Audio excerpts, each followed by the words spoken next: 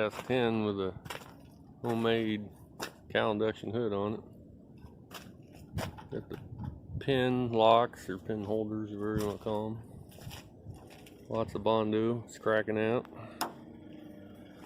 Some more there.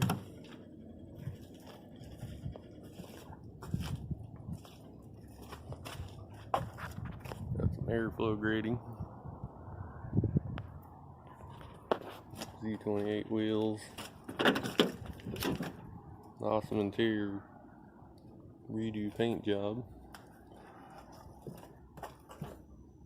Somebody must have thought that was just awesome. Looks horrible to me.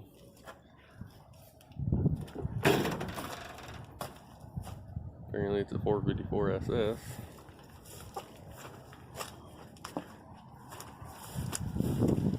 Best yet, got an American flag, stars and stripes in the bed. I think that was the headliner. There they did the interior is god freaking awful.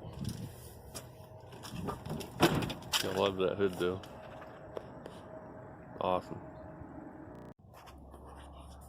Here's the Dodge Ram ran across at the junkyard. If I'm not mistaken, that looks like a 55 Chevy grill. Not that it's much good, but it's broke there. Nice and pitty. I guess somebody wanted to spruce up their Dodge with some Chevy parts.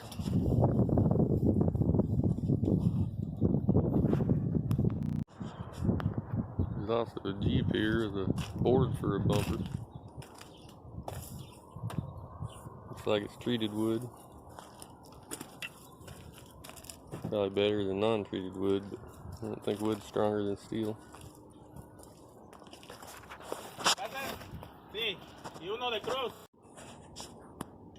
Here's an air cleaner that somebody used an old pot lid for the top.